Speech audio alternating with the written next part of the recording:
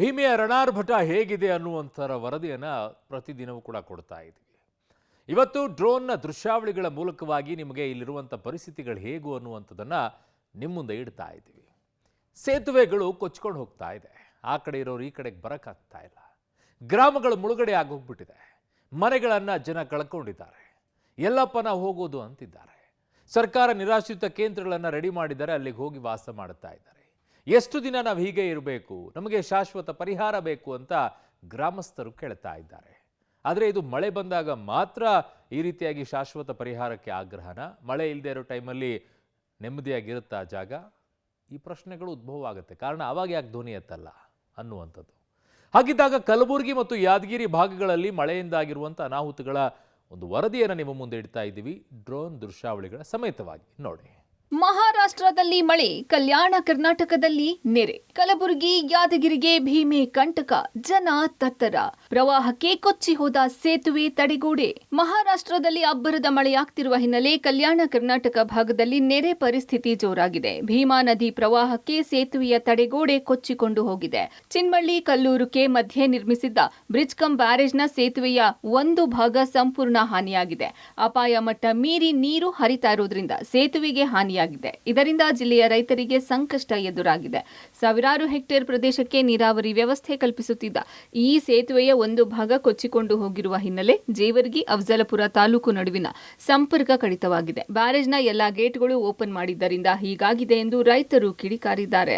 ಅಫಜಲ್ಪುರ ಜೇವರ್ಗಿ ತಾಲೂಕಿನ ಹಲವು ಗ್ರಾಮಗಳು ಈಗಾಗಲೇ ಜಲಾವೃತವಾಗಿವೆ. ಸಾವಿರಾರು ಹೆಕ್ಟೇರ್ ಪ್ರದೇಶದಲ್ಲಿ ಬೆಳೆದಂತಹ ವಿವಿಧ ಬೆಳೆಗಳು ಕೂಡ ಸಂಪೂರ್ಣವಾಗಿ ಭೀಮೆಯ ಪಾಲಾಗಿದೆ. ಇನ್ನೊಂದು ಕಡೆ ಬ್ರಿಡ್ಜ್ ಕಮ್ ಬ್ಯಾರೇಜ್ಗಳು ಕೂಡ ಈ ಒಂದು ನೀರಿನ ರಭಸಕ್ಕೆ ಇದೀಗ ಏನಂದರೆ ಸಂಕಷ್ಟದಲ್ಲಿ ಸಿಲುಕಿವೆ ಅಂತ ಹೇಳ್ಬೋದು. ನಾವೀಗ ಕಲಬುರಗಿ ಜಿಲ್ಲೆಯ ಜೇವರ್ಗಿ ತಾಲೂಕಿನ ಚಿನ್ಮಳ್ಳಿ ಆ ಒಂದು ಬ್ರಿಡ್ಜ್ ಕಮ್ ಬ್ಯಾರೇಜ್ ಬಳಿ ಇದ್ದೇವೆ. ಈ ಬ್ಯಾರೇಜ್ನಲ್ಲಿಂದರೆ ಸುಮಾರು 1 ಲಕ್ಷ ಕ್ಯೂಸೆಕ್ಸ್ ನೀರು ಒಂದು ಸಾಮರ್ಥ್ಯ, ಒಂದು ಕೆಪಾಸಿಟಿ ಹಿಡಿದಿಟ್ಟುಕೊಳ್ಳುವಂತಹ ಒಂದು ಬ್ರಿಡ್ಜ್ ಕಮ್ ಬ್ಯಾರೇಜ್ ಆಗಿತ್ತು. ಆದರೆ ಈ ಒಂದು ಚಿನ್ಮಳ್ಳಿ ಬ್ಯಾರೇಜ್ಗೆ ಏನಂದರೆ ಸುಮಾರು 3,40,000 ಕ್ಯೂಸೆಕ್ಸ್ ನೀರು ಬಿಟ್ಟ ಪರಿಣಾಮವಾಗಿ ಆ ಒಂದು ಬ್ರಿಡ್ಜ್ನ ಎಡಬದಿಯಲ್ಲಿ ಇರುವಂತಹ ಎಲ್ಲ ಜಮೀನುಗಳಲ್ಲಿರುವಂತಹ ಬಹುತೇಕ ಇಡೀ ಜಮೀನಿನ ಮಣ್ಣುಗಳನ್ನು ಕೂಡ ಸಂಪೂರ್ಣವಾಗಿ ಕೊಚ್ಚಿಕೊಂಡು ಹೋದ ಪರಿಣಾಮವಾಗಿ ಏನಂದರೆ ಇಡೀ ಈ ಒಂದು ಭೀಮಾ ನದಿಯಲ್ಲಿರುವಂತಹ ಈ ಅಕ್ಷರಶಃ ಒಂದು ಪ್ರವಾಹ ಪರಿಸ್ಥಿತಿ ಎದುರಾಗಿದೆ. ಇನ್ನೊಂದು ಕಡೆ ಈಗ ಬ್ರಿಡ್ಜ್ ಕಮ್ ಬ್ಯಾರೇಜ್ಗೂ ಕೂಡ ಭಾರೀ ಪ್ರಮಾಣದ ನಷ್ಟ ಆಗಿದೆ ಅಂತಲೇ ಹೇಳ್ಬೋದು. ಯಾಕಂದರೆ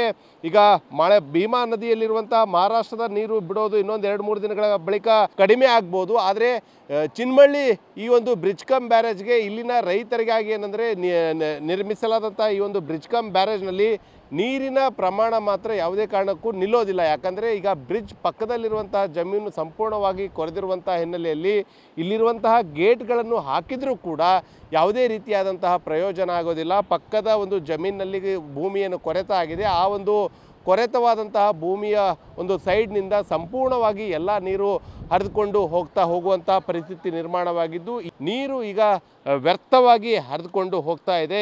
ಭೀಮೆ ಅಬ್ಬರ, ನಡುಗಡ್ಡೆಯಾದ ರೋಜಾ ಗ್ರಾಮ, ಹಾವುಗಳ ಕಾಟ, ಊರು ಖಾಲಿ ಮಾಡಿದ ಗ್ರಾಮಸ್ಥರು. ಇನ್ನು ಯಾದಗಿರಿಯಲ್ಲೂ ಭೀಮಾ ನದಿಯ ಆರ್ಭಟ ಜೋರಾಗಿದೆ. ಭೀಮಾ ನದಿಯ ಪ್ರವಾಹಕ್ಕೆ ಯಾದಗಿರಿ ಜಿಲ್ಲೆಯ ಶಹಾಪುರ ರೋಜಾ ಗ್ರಾಮ ನಡುಗಡ್ಡೆಯಾಗಿದೆ. ಇದರ ಮಧ್ಯೆ ಹಾವುಗಳ ಕಾಟವೂ ಹೆಚ್ಚಾಗಿದ್ದು ಆತಂಕದಲ್ಲಿರೋ ಗ್ರಾಮಸ್ಥರು ಮನೆಗಳಿಗೆ ಬೀಗ ಹಾಕಿ ಊರನ್ನೇ ಖಾಲಿ ಮಾಡಿದ್ದಾರೆ. ಸದ್ಯ ಹೊಸೂರು ಗ್ರಾಮದ ಕಾಳಜಿ ಕೇಂದ್ರಕ್ಕೆ 65 ಕುಟುಂಬದ 250 ಜನರನ್ನ ಸ್ಥಳಾಂತರ ಮಾಡಲಾಗಿದೆ. ಸಂತ್ರಸ್ತರು ಕಾಳಜಿ ಕೇಂದ್ರದಲ್ಲಿದ್ದರೆ ಜಾನುವಾರುಗಳು ಮೇವುಗಳಿಲ್ಲದೆ ಪರದಾಡಿವೆ. ಹೀಗಾಗಿ ಊರಿನ ಕೆಲ ಯುವಕರು ಜಾನುವಾರುಗಳ ರಕ್ಷಣೆಗೆ ಕೈಜೋಡಿಸಿದ್ದಾರೆ. ಪ್ರತಿ ಬಾರಿ ಪ್ರವಾಹ ಬಂದಾಗ ಇದೇ ಸ್ಥಿತಿ ಇರುತ್ತೆ. ಹೀಗಾಗಿ ರೋಜಾ ಗ್ರಾಮ ಶಾಶ್ವತವಾಗಿ ಸ್ಥಳಾಂತರ ಮಾಡುವಂತೆ ಗ್ರಾಮಸ್ಥರು ಆಗ್ರಹಿಸಿದ್ದಾರೆ.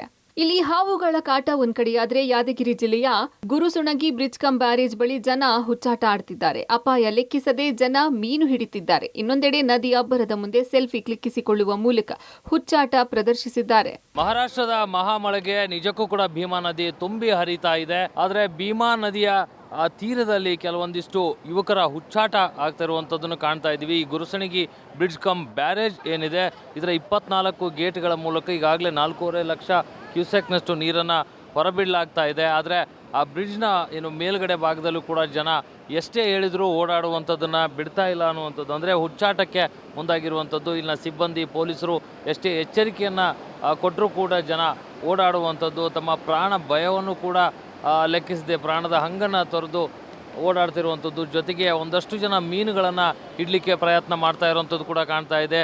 ಜನ ಮುಗಿಬಿದ್ದು ಮೀನು ಹಿಡಿಯೋದನ್ನು ನೋಡ್ತಾ ಇದ್ದಾರೆ, ನೀರನ್ನು ನೋಡ್ತಾ ಇದ್ದಾರೆ.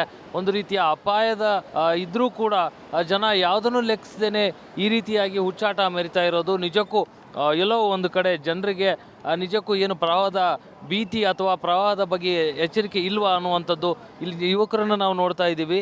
ಆ ಒಂದು ದಡದಲ್ಲಿ ಕುಳಿತುಕೊಂಡು ಅವರು ಮೀನನ್ನು ಹಿಡ್ತಿರುವಂಥದ್ದು, ಅಂದರೆ ನೀರಿನ ಸೆಳೆತ ಎಷ್ಟರ ಮಟ್ಟಿಗೆ ಇದೆಯೋ ಅನ್ನೋ ಒಂದು ಅಂದಾಜು ಸಹ ಇಲ್ಲದೆ ಮೀನನ್ನು ಇಡಲಿಕ್ಕೆ ಜನ ಕೂತಿರುವಂಥದ್ದನ್ನು ನಾವು ನೋಡ್ತಾ ಇದ್ದೀವಿ. ನಿಜಕ್ಕೂ ಕೂಡ ಇದನ್ನು ಹುಚ್ಚಾಟ ಅಂತಲೇ ಕರಿಬೋದು. ಯಾಕೆಂತ ಹೇಳಿದರೆ ಈಗಾಗಲೇ 4,50,000 ಕ್ಯೂಸೆಕ್ನಷ್ಟು ನೀರನ್ನು ಗುರುಸುಣಗಿ ಜಲಾಶಯದಿಂದ ಏನು ಬ್ರಿಡ್ಜ್ ಕಮ್ ಬ್ಯಾರೇಜ್ ಇದೆ ಅದರಿಂದ ಹೊರಬಿಡಲಾಗ್ತಿರುವಂಥದ್ದು. ಈ ಒಂದು ನೀರಿನ ಎಫೆಕ್ಟ್ನಿಂದ ಈಗಾಗಲೇ ಯಾದಗಿರಿ ನಗರದ ಅನೇಕ ಬಡಾವಣೆಗಳಲ್ಲೂ ಕೂಡ ನೀರು ನುಗ್ಗಿರುವಂಥ ಪರಿಸ್ಥಿತಿ ಇದೆ.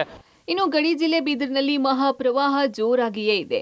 ಮಂಜ್ರಾ ನದಿಯ ಮಹಾಪ್ರವಾಹದ ದೃಶ್ಯಗಳು ಡ್ರೋನ್ ಕ್ಯಾಮೆರಾದಲ್ಲಿ ಸೆರೆಯಾಗಿದೆ. ಲಕ್ಷ ಎಕರೆಯಲ್ಲಿ ಬೆಳೆದಿದ್ದ ಬೆಳೆಗಳು ಸರ್ವನಾಶವಾಗಿರುವ ಭಯಾನಕ ದೃಶ್ಯಗಳು ಡ್ರೋನ್ ಕ್ಯಾಮೆರಾದಲ್ಲಿ ರೆಕಾರ್ಡ್ ಆಗಿದೆ. ಬೀದರ್ ಜಿಲ್ಲೆಯ ಔರಾದ್ ತಾಲೂಕಿನ ಕಂದಗೋಳ, ಖಾನಾಪುರ, ಗಡಿಕೂಸನೂರು, ಕೌಠಾ ಸೇರಿದಂತೆ ಹಲವು ಹಳ್ಳಿಗಳು ಜಲಾವೃತವಾಗಿದ್ದು ಲಕ್ಷಾಂತರ ಎಕರೆ ಭೂಮಿ ಜಲಮಯವಾಗಿದೆ. ಕಣ್ಣು ಹಾಯಿಸಿದಷ್ಟು ದೂರಕ್ಕೂ ನೀರು ನಿಂತಿದ್ದು ದ್ವೀಪದಂತೆ ಭಾಸವಾಗ್ತಿದೆ. ಇತ ವಿಜಯಪುರ ಜಿಲ್ಲೆಯಲ್ಲಿ ಮತ್ತೆ ಭೀಮಾ ನದಿ ಪ್ರವಾಹ ಅಬ್ಬರ ಬಿರುಸಾಗಿದೆ. ಉಜನಿ ವೀರಾ ಜಲಾಶಯದಿಂದ ಮತ್ತೆ 3.5 ಲಕ್ಷ ಕ್ಯೂಸೆಕ್ ನೀರು ಬಿಡುಗಡೆ ಮಾಡಲಾಗಿದ್ದು, ಇಂಡಿ ತಾಲೂಕಿನ ಖ್ಯಾಡಗಿ ಗ್ರಾಮದಲ್ಲಿ ಗುರು ಬಸವರಾಜೇಂದ್ರ ಮಠ ಪ್ರವಾಹದಲ್ಲಿ ಮುಳುಗಡೆಯಾಗಿದ್ದು, ಶಿವಬಸವರಾಜೇಂದ್ರ ಸ್ವಾಮೀಜಿಗಳು ಭಕ್ತರ ಮಠಕ್ಕೆ ಶಿಫ್ಟ್ ಆಗಿದ್ದಾರೆ. ಗ್ರಾಮದಲ್ಲಿ ಈ ಬಾರಿ ಕರಾಳ ದಸರಾ ಆಚರಣೆ ಮಾಡುವಂತಾಗಿದೆ. ಮಠದ ಗುಡಿಗೆ ಅರ್ಚಕರು ನದಿಯಲ್ಲಿ ಈಜಿ ಹೋಗಿ ಪೂಜೆ ಪುನಸ್ಕಾರ ಮಾಡುವಂತಾಗಿದೆ. ಅನೇಕ ಅಂಗಡಿ ಮುಂಗಟ್ಟುಗಳು, ಮನೆಗಳು ನೀರು ಪಾಲಾಗಿದ್ದು ಗ್ರಾಮಸ್ಥರಲ್ಲಿ ಆತಂಕ ಮನೆ ಮಾಡಿದೆ. ವಿಜಯಪುರ ಜಿಲ್ಲೆಯಲ್ಲಿ ನಾವೀಗೇನು ನೋಡ್ತಾ ಇದ್ದೀವಿ, ಇದು ಪ್ರವಾಹ ಪೀಡಿತ ಭೀಮಾ ನದಿಯಿಂದ ಪ್ರವಾಹ ಪೀಡಿತ ಏನಾಗಿದೆ ಆ ಪ್ರದೇಶದಲ್ಲಿ ಇದ್ದೀವಿ. ವಿಜಯಪುರ ಜಿಲ್ಲೆಯ ಇಂಡಿ ತಾಲೂಕಿನ ಖ್ಯಾಡಗಿ ಗ್ರಾಮದಲ್ಲಿ ಇದ್ದೀವಿ. ನೀವು ನೋಡ್ತಿರ್ಬೋದು, ನಾವೀಗಿರೋ ಅಂತ ಏನು ಜಾಗ ಇದು ಏನಂತಾರೆ ಗುರು ಬಸವರಾಜೇಂದ್ರ ಮಂಟಪ ಅಂತ ಏನು ಬರ್ತದೆ ಅಲ್ಲಿ ಇದ್ದೀವಿ. ಇದು ಮಠ ಕೂಡ ಹೌದು. ಈ ಮಠದಲ್ಲಿ ಏನು ಅಂತಂದ್ರೆ ಅನೇಕ ಭಕ್ತರು ಮತ್ತು ಸ್ವಾಮೀಜಿಗಳು ಕೂಡ ಇದ್ರು. ಆದರೆ ಈ ಏನು ಪ್ರವಾಹ ಪೀಡಿತ ಆಗಿದೆ, ಇದೇ ಕಾರಣಕ್ಕೆ ಏನು ಅಂತಂದ್ರೆ ಇಲ್ಲಿಂದ ಈಗ ನೇರವಾಗಿ ಏನು ಅಂತಂದ್ರೆ ಸುರಕ್ಷಿತ ಸ್ಥಳಕ್ಕೆ ಇಲ್ಲಿಂದ ಸ್ವಾಮೀಜಿಗಳನ್ನ ಸೇರಿದಂತೆ ಭಕ್ತರನ್ನ ಶಿಫ್ಟ್ ಮಾಡಲಾಗಿದೆ. ಇನ್ನು ನೀವು ನೋಡ್ತಿರ್ಬೋದು, ಮುಂದೆನೆ ನಮಗೆ ಇಲ್ಲಿ ಏನಂದ್ರೆ ನಂದಿ ಸಂಪೂರ್ಣವಾಗಿ ಮುಳುಗೋಗಿದೆ. ನೀವು ನೋಡ್ತಿರ್ಬೋದು, ದೃಶ್ಯಗಳನ್ನ ತೋರಿಸ್ತಾ ಹೋಗ್ತೀನಿ. ಈ ರೀತಿ ಏನಂದ್ರೆ ಏನು ಶಿವನ ಎದುರುಗಡೆ ಇದ್ದಂಥ ಏನು ನಂದಿ ಇತ್ತು, ಆ ನಂದಿ ಸಂಪೂರ್ಣವಾಗಿ ಮುಳುಗೋಗಿದೆ. ಇನ್ನು ಶಿವನಿಗೆ ಏನು ಅಂದ್ರೆ ಅರ್ಚಕರು ಈ ರೀತಿ ಈಜ್ಕೊಂಡೇ ಬಂದು ಇದೀಗ ಏನು ಅಂತಂದ್ರೆ ಪೂಜೆ ಪುನಸ್ಕಾರ, ದೈನಂದಿನ ಏನು ಪೂಜೆ ಪುನಸ್ಕಾರ ಇರ್ತದೆ ಅದನ್ನ ಪೂಜೆ ಪುನಸ್ಕಾರ ಮಾಡ್ತಾ ಇದ್ದಾರೆ. ಅದೇ ಏನು ಅನಿವಾರ್ಯತೆ ಏನು ಬಂದಿದೆ ಅಂತಂದ್ರೆ ಪ್ರವಾಹದಲ್ಲಿ ಬಂದಂತಹ ನೀರನ್ನೇ ಏನು ಅಂತಂದ್ರೆ ಹಾಕಿ ಈಗ ಈಶ್ವರ ಲಿಂಗವನ್ನ ಏನು ಅಂತಂದ್ರೆ ಅವರು ಶುಚಿಗೊಳಿಸುವಂತ ಕಾರ್ಯ ಮಾಡ್ತಾ ಇದ್ದಾರೆ. ಇದಾದ ನಂತರ ಏನು ಅಂತಂದ್ರೆ ಇಲ್ಲಿನ ಏನು ಅಂದ್ರೆ ಈಬತ್ತಿ ದೇವರಿಗೆ ಏನೋ ಈಶ್ವರನಿಗೆ ಒಂದು ಈಬತ್ತಿ ಹಚ್ಚುವ ಮುಖಾಂತರ ಪೂಜೆ ಪುನಸ್ಕಾರ ಮಾಡುವಂತ ಪರಿಸ್ಥಿತಿ ಎದುರಾಗಿದೆ. ಇದೇ ರೀತಿ ಏನು ಅಂತಂದ್ರೆ ಕಳೆದ ಒಂದು ವಾರದಿಂದ ಇದೇ ರೀತಿ ಪೂಜೆ ಪುನಸ್ಕಾರಗಳು ಮುಂದುವರೆದಿದ್ದಾವೆ. ಹಾಗಿದ್ರೆ ಏನೆಲ್ಲ ಈ ಸಮಸ್ಯೆಗಳಾಗಿದ್ದಾವೆ, ಎಲ್ಲ ಸಮಸ್ಯೆಗಳಿಗೆ ಇಲ್ಲಿ ಶಾಸಕರು ಕೂಡ ಬಂದಿದ್ದಾರೆ. ಆದರೆ ಅನೇಕ ಬಾರಿ ಬಂದಿದ್ದಾರೆ, ಅನೇಕ ಭರವಸೆಗಳನ್ನು ಕೊಟ್ಟಿದ್ದಾರೆ. ಅದು ಯಾವುದೂ ಕೂಡ ಈಡೇರಿಲ್ಲ ಅನ್ನೋದು ಗ್ರಾಮಸ್ಥರ ಒಂದು ಗಂಭೀರವಾದಂತ ಆರೋಪ ಆಗಿದೆ. ಯಾಕೆ ಈ ರೀತಿ ಈಸ್ಕೊಂಡು ಬರುವಂತ ಪರಿಸ್ಥಿತಿ ಎದುರಾಗಿದೆ? ಈ ವರ್ಷ ಹಿಂಗೆ ಆತರ ಸರ್, ಇವು ಇಲ್ಲಿ ಪೂಜೆ ಮಾಡೋದು ಭಾಳ ತ್ರಾಸ ಐತ್ರಿ. ಈ ನಮಗೆ ಬೇರೆ ಕಡೆಗೆ ಶಿಫ್ಟ್ ಮಾಡಿದ್ರೆ ಟೀಕ್ ಆಗ್ತದೆ ಸರ್. ಈಗ ಪ್ರವಾಹ ಬಂದಿದ್ದಕ್ಕೆ ನೀವು ಯಾವ ರೀತಿ ಬಂದು ಪೂಜೆ ಮಾಡ್ತಿರ್ತೀರಿ ದಿನಕ್ಕೆ? ಈಗ ಪೂಜೆನೂ ಬಿಡ್ಲಿಕ್ಕೆ ಬರಲ್ಲ ಸರ್, ಇದು ನಿರಂತರ ಮಾಡ್ಬೇಕ್ರಿ. ದೊಡ್ಡ ತಪಸ್ಸಿಗಳು ಜಾಗ ರೀ, ಇಲ್ಲ ಹಿಂಗೆ ಬಿಡ್ಲಿಕ್ಕೊಂದು ಬರಲ್ಲ ರೀ ಪೂಜೆ. ಇವು ಮಾಡಬೇಕಾಗ್ತಾರೆ ಪೂಜೆ. ಅದೇ ಯಾವ ರೀತಿ ಮಾಡ್ತಾ ಇದ್ರಿ? ಈಸ್ಕೊಂಡು ಬರ್ತೀವಿ ಈ ಸಿಗೋಡ್ಕೊಂಡು ಬಂದು ಮಾಡ್ತೀನಿ ರೀ ಸರ್.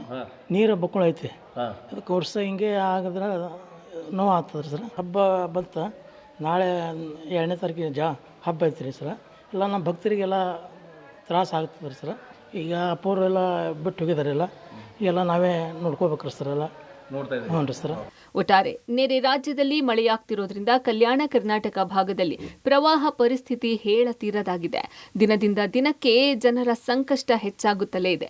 ಕಾಳಜಿ ಕೇಂದ್ರದಲ್ಲಿರೋ ಸಂತ್ರಸ್ತರಿಗೆ ಸೂಕ್ತ ವ್ಯವಸ್ಥೆ ಕಲ್ಪಿಸಬೇಕಿದೆ. Bureau report, public TV.